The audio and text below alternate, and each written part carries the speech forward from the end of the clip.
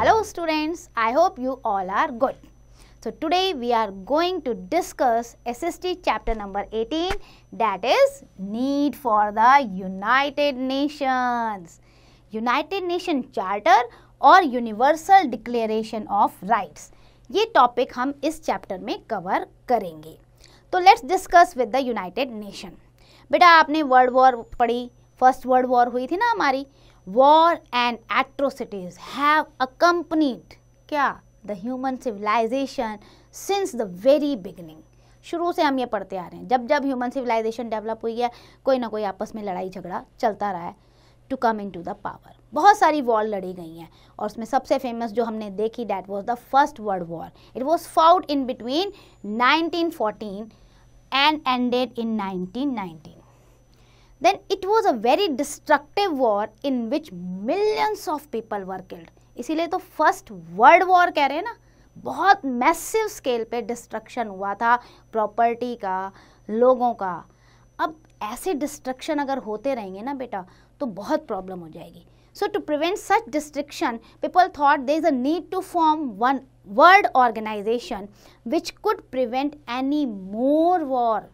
ऐसी war future में ना हो तो भैया इसके लिए बना लो एक ऑर्गेनाइजेशन. तो that's why league of nation बनाई गई थी आपकी आफ्टर वर्ल्ड वॉर 1. 1920 में ये लीग ऑफ नेशन बनी.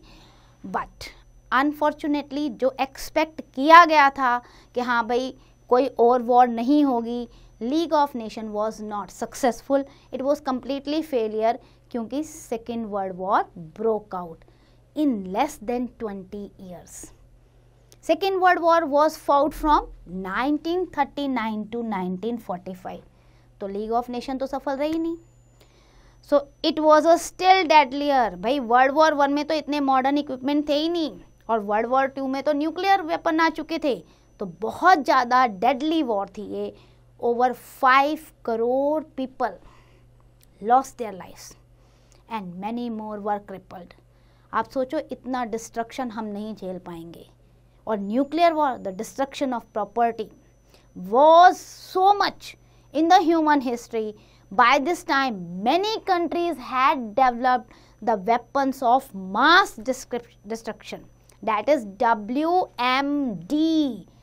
ओके, जिसे हम ये भी कहते हैं nuclear weapons. Deadliest atom bomb were used in this war and 2 atom bombs जो आपने बहुत बार सुने होंगे, Hiroshima and Nagasaki. Hiroshima and Nagasaki Japan की बेटा 2 सिटीज़ थी. 1945 में जो आपका US था उसने यहाँ पे एटम बम ड्रॉप कर दिया और जैसे ही ड्रॉप किया ये दोनों सिटीज़ ख़त्म, बिल्कुल ख़त्म, कुछ नहीं बचा वहाँ पे.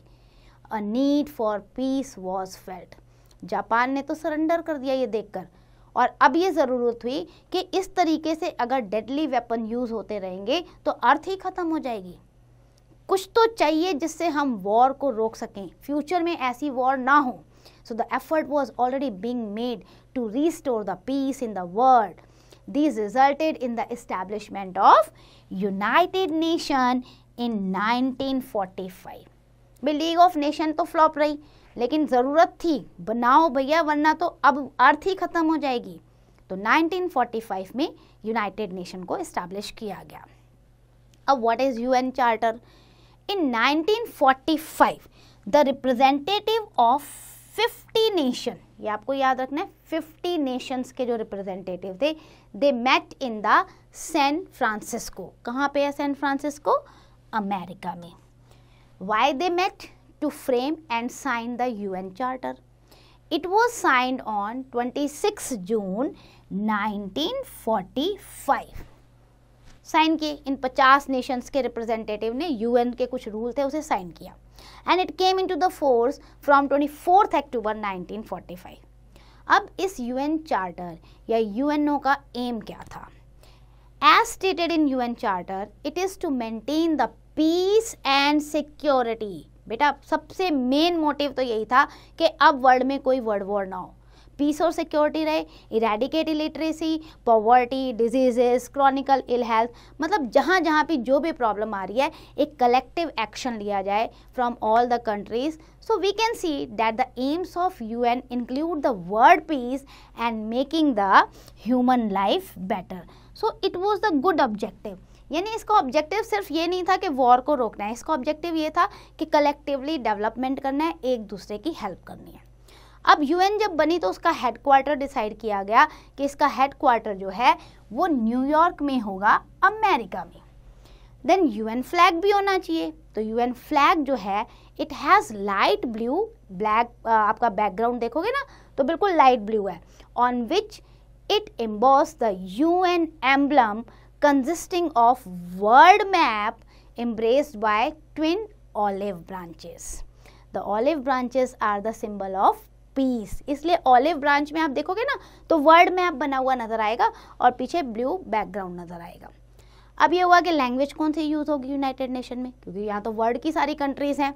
तो 6 working languages still use in UN, that is Chinese, English, French, Russian, Spanish and Arabic. कि भाई इसमें almost all the world country will covered. अब मेंबरशिप कैसे होगी इसकी यूएन की? The UN membership is open to the all peace loving country.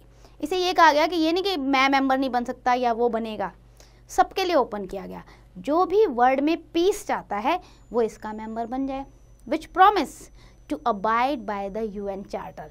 लेकिन जब आप यूएनओ के मेंबर बन रहे हैं तो यूएन चार्टर पढ़िए, उसके सारे रूल रेगुलेशन आपको फॉलो करने पड़ेंगे, अदरवाइज आपके खिलाफ एक्शन लिया जा सकता है. सो एट प्रेजेंट अगर आप देखोगे तो यूएनओ में there are 193 member nation from all over the world. यानी 193 वर्ल्ड की कंट्रीज जो हैं इसकी मेंबर हैं. यूएन डे कब सेलिब्रेट किया जाता है? ऑफ कोर्स जिस डे पे ये वर्क स्टार्ट हुआ था. सो 24 अक्टूबर is observed as UN Day every year. अब UN के ऑब्जेक्टिव क्या है? मेन तो हमने पढ़ लिया, पीसफुल इन्वायरमेंट क्रिएट करना, वॉर को रोकना. स्पेसिफिक ऑब्जेक्टिव्स जो हैं UN के वो आपके UN चार्टर में दिए हुए हैं. Number 1 to maintain international peace and security, अपने घर में नहीं पूरे वर्ल्ड में. Then second to develop friendly relation among the nation based on respect for the principle of equal rights, self determination of the people. भाई हर country को equal rights दो, सबको प्राइड फील हो. And then to cooperate in finding a solution of international political, social, economic, cultural और humanitarian problem. तो हमें ये ध्यान रखना है कि हमें हर लेवल पे इंटरनेशनल कोऑपरेट करना होगा. To cooperate in promoting respect for the human rights also and fundamental freedom for all. ऐसा ना हो अननेसेसरली कोई भी देश किसी भी देश पे हमला कर रहा है. हमें ह्यूमन राइट्स का भी रिस्पेक्ट करना है और फंडामेंटल फ्रीडम का भी. And then to serve as a centre for coordinating the actions of nations to attain these common goals. कि हमें मिलकर कोऑर्डिनेट करना है एक दूसरे के साथ ताकि हम इस इंटरनेशनल गोल्स को जो है अचीव कर पाएं. तो ये यूएन चार्टर में सारे आपके ऑब्जेक्टिव्स मेंशन हैं. Now discuss the universal declaration of human rights. See बेटा, UNO has adopted universal declaration of human rights on 10 December 1948. अब जैसे हर कंट्री अपने देश के लोगों को कुछ राइट्स देती है ना, फंडामेंटल राइट्स, जिससे वो प्रॉपर डेवलप कर सकें और फील कर सकें that we are the good citizen. Same as UNO ने भी हमें कुछ ह्यूमन राइट्स दिए हैं. It mention that human rights which should be given to all people of the world equally. जो भी राइट्स हैं ना, जो भी 193 मेंबर्स उसमें पार्टिसिपेट कर रहे हैं उन सबको ये इक्वली मिलेंगे. सो पहला राइट्स जो दिया हुआ है that is right to freedom of expression in speech and writing. आप अपनी बात को रख सकते हो, लिख सकते हो, बोल सकते हो, आपको ये फ्रीडम है, लेकिन without harming the other. Second, the right to equality before law. International court में भी मान लो आपका कोई मुकदमा है, कोई प्रॉब्लम है, तो इंटरनेशनल कोर्ट ऑफ जस्टिस बना हुआ है बेटा, वहाँ पे भी लॉ सबके लिए इक्वल है. ऐसा नहीं है किसी कंट्री के लिए अलग लॉ, किसी कंट्री के लिए अलग. Every country is equal before the law. Then the third right, to get education and employment as per their ability and choice. ये माना गया है सबको एम्प्लॉयमेंट एजुकेशन का राइट मिले.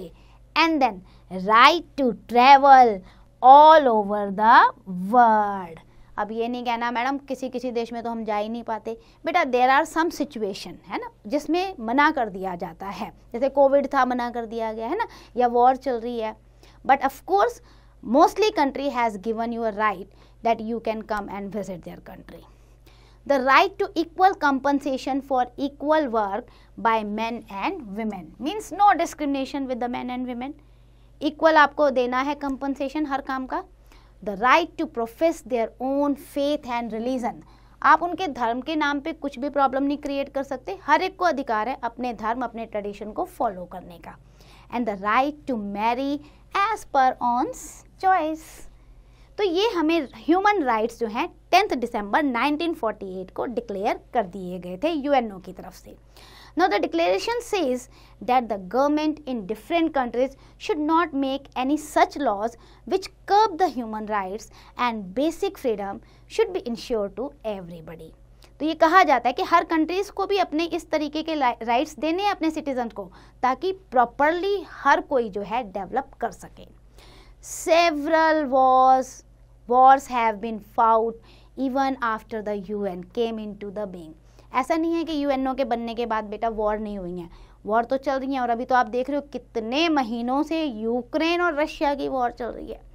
इनडायरेक्टली चाइना इंडिया पे अटैक करता रहता है, पाकिस्तान इंडिया पे अटैक करता है ना. तो ऐसी वॉर हमने देखी है. तो यूएन हम ये नहीं कह सकते कि कम्प्लीटली सक्सेसफुल है, but it has successfully negotiated a number of situations in which the countries could have resorted to the war. लेकिन ये तो हम कह सकते हैं कि उन्होंने नेगोशिएट किया, क्योंकि देखो अभी थर्ड वॉर वर्ल्ड वॉर नहीं हुई है. God bless. नेगोशिएट कर रहा है यूएनओ, वॉर को रोकने की कोशिश करता है. It has prevented many tense situation. बहुत बार वर्ल्ड में ऐसी सिचुएशन आई है कि अब तो लग रहा था एक्सप्लोसिव हो जाएगा, अर्थ ही खत्म हो जाएगी, लेकिन उसे नेगोशिएट किया गया. It does it through it peace keeping force. If no world war has taken place since 1945 till date, its credit should no doubt go to UNO. अभी तक अगर हमने कोई वर्ल्ड वॉर फेस नहीं किया है तो of course we need to give the credit to the UNO. Got it? So in this chapter, what we have learned, do the quick revision. Number 1, World War I के बाद हमने क्या बनाई? League of Nation. लेकिन वो successful नहीं रही. क्यों?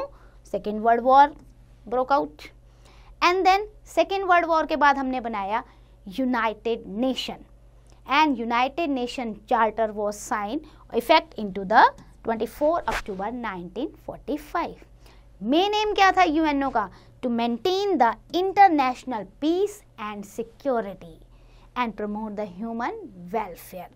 The UN also seeks cooperation from all the member nation for the different problems. ये भी हमने डिस्कस किया. And then universal declaration of human rights, जिससे हमें कुछ बेसिक फ्रीडम्स मिलती हैं. And UN has also done its job quite satisfactory, you can say, not completely successfully, but yes, satisfactory तो है UNO का work. So that's end for the today. Do the revision and do the exercise yourself.